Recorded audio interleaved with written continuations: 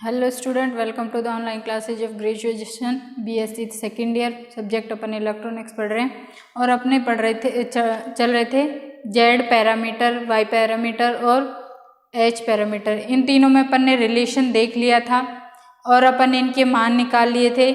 आपस में रिलेशन भी देख लिया था, Z11, Z22, Z12, Z21 और H11, H12 इनमें आपस में क्या रिलेशन होता है।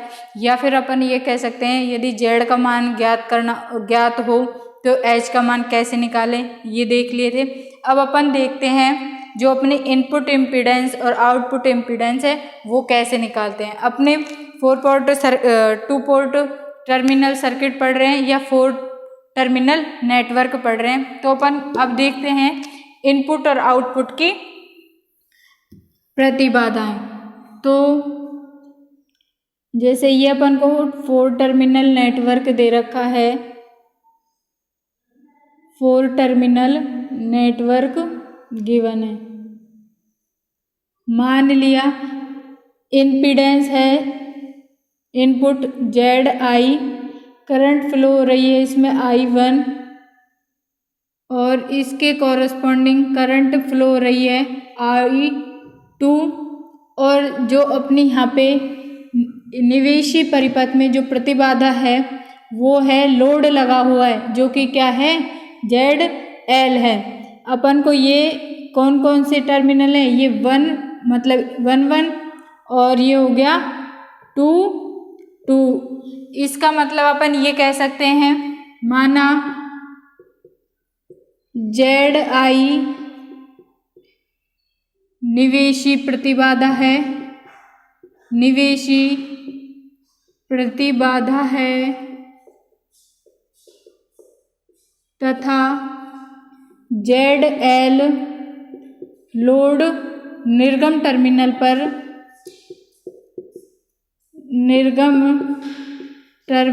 पर लोड लगा हुआ है। तो अपन देखते हैं इनपुट इम्पीडेंस क्या होगा। पहले देखते हैं निर्गम प्रतिबाधा, निवेशी प्रतिबाधा। पहले निवेशी प्रतिबाधा,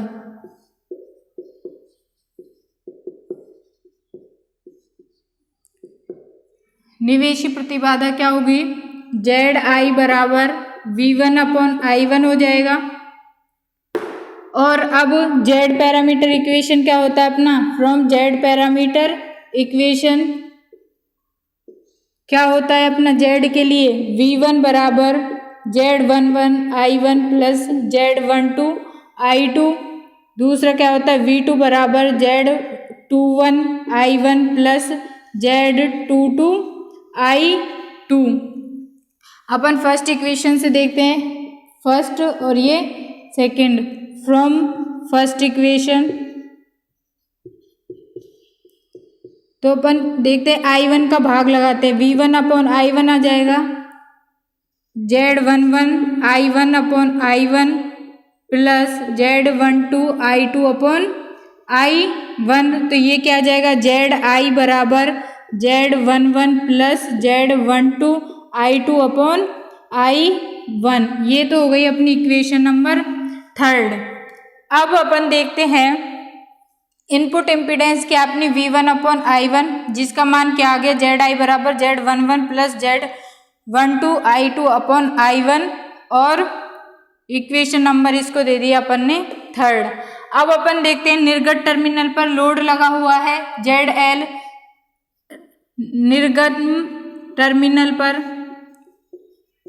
निर्गम टर्मिनल पर अपन देखते हैं कि ZL बराबर क्या आ जाएगा, V2/I2 आ जाएगा।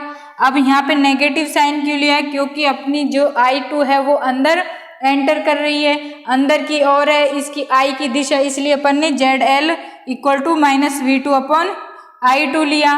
तो अब अपन देखते हैं फ्रॉम इक्वेशन सेकंड तो देखते हैं V2, इसमें I2 का भाग लगाते हैं तो V2/I2 बराबर क्या जाएगा, Z21/I2 I1 plus Z22 I2 upon I2। तो I2 से I2 कैंसिल हो जाएगा, तो अपना क्या आ जाएगा, V2 अपॉन I2 की जगह क्या लिख सकते हैं अपन, माइनस जेड एल बराबर Z21 into I1 upon I2 plus Z22। अब अपन I1 और I2 का मान निकाले तो क्या आ जाएगा, I1 अपॉन I2 बराबर आ जाएगा minus ZL plus Z22 upon Z21 और I21 अपॉन I1 क्या हो जाएगा, minus Z21 upon ZL plus Z22। इसको इक्वेशन नंबर 4 दे दो।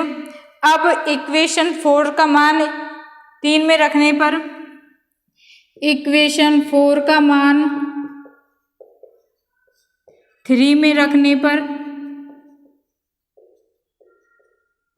3 में रखते हैं तो क्या आता है अपना, जेड आई बराबर Z11 plus Z12 I2 upon I1 का मान इधर से रख दो, minus Z21 upon ZL plus Z22।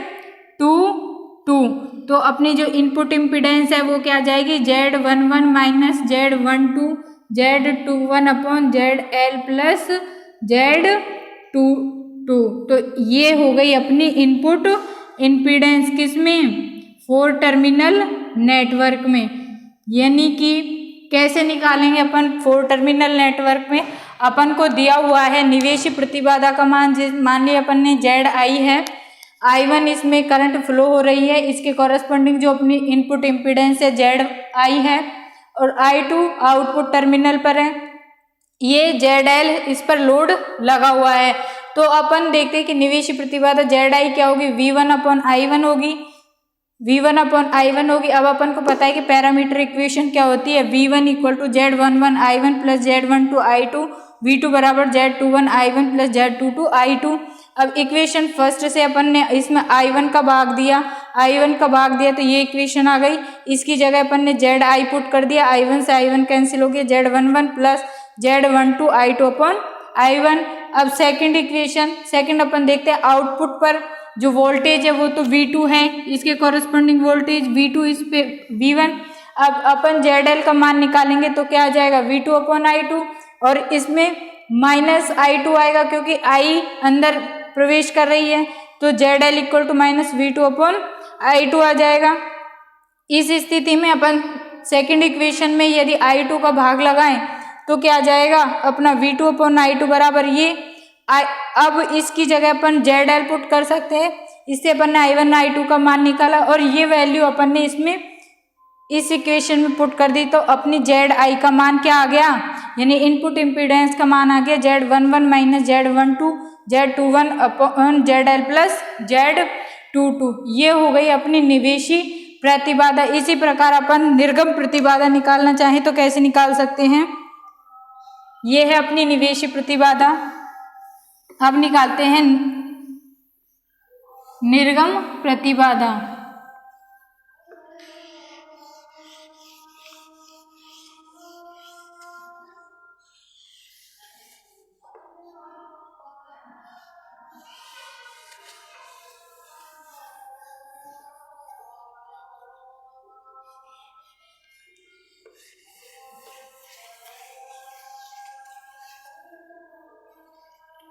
निर्गम प्रतिबाधा निकालें तो देखते हैं, ये अपन को 4 टर्मिनल नेटवर्क दे रखा है,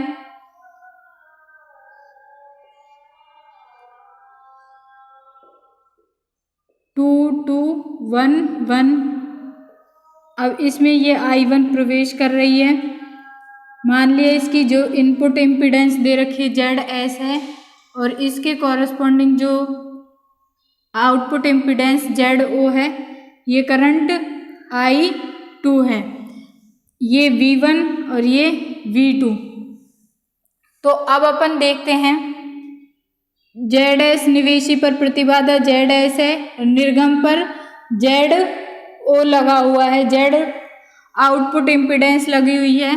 तो अब अपन उसी प्रकार जैसे निवेशी टर्मिनल की प्रतिबाधा निकाली थी उसी प्रकार इसको निकालें। तो देखते हैं V1 बराबर Z11 I1 Z12 I2, V2 बराबर Z21 I1 plus Z22 I2।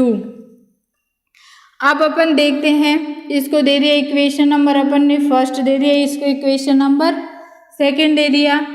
अब जेड ओ क्या हो जाएगा, output impedance V2 upon I2 हो जाएगा, ठीक है। और जेड एस क्या हो जाएगा अपना माइनस का V1 अपॉन I1 हो जाएगा। अब यहाँ पे वो माइनस का V1 अपॉन I1 क्यों लिया है, क्योंकि इस स्थिति में I1 प्रवेश कर रही है और निर्गम टर्मिनल पर अपन निकाल रहे हैं। तो इक्वेशन फर्स्ट से फ्रॉम इक्वेशन फर्स्ट में यदि अपन I1 का भाग दें तो V1 अपॉन I1 बराबर Z11 plus Z12 I2 upon I1। इसको इक्वेशन नंबर थर्ड दे दो, ये किसके हो जाएगा बराबर माइनस ZS बराबर Z11 plus Z12 I2 upon I1, equation number third. इसी प्रकार इक्वेशन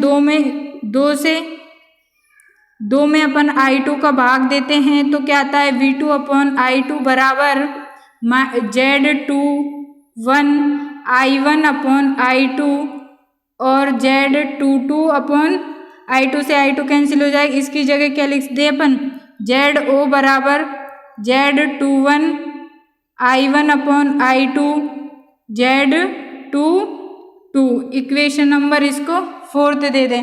अब इक्वेशन थर्ड से अपन I2 अपॉन I1 का मान निकालें तो क्या आता है, फ्रॉम इक्वेशन नंबर थर्ड तो माइनस ZS बराबर Z11 Z12 I2 upon I1, तो ये निकालते हैं तो ZS माइनस Z11 बराबर Z12 I2 upon I1 upon I2 का मान निकालेंगे तो क्या आ जाएगा अपना Z12 upon Z11 plus ZS। इसको इक्वेशन नंबर अपन ने दे दिया 5।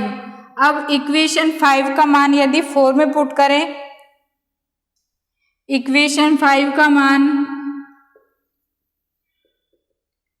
इक्वेशन 4 में रखने पर तो क्या आता है ZO बराबर Z21 मान रखो minus Z12 upon Z11 plus ZS plus Z22, तो ZO बराबर आ जाएगा Z22 minus Z12 Z21 upon Z11 plus ZS।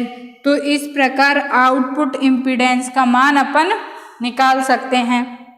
कुछ भी करना नहीं है, बस अपन को जो जेड पैरामीटर इक्वेशन है वो याद रखने, उसमें एक बार I1 का दूसरी बार I2 का भाग देते हैं और उनको सॉर्ट आउट करना है और अपना माना जाता है आउटपुट इम्पीडेंस का Z0 equal to Z22 minus Z12 Z21 upon Z11 plus ZS।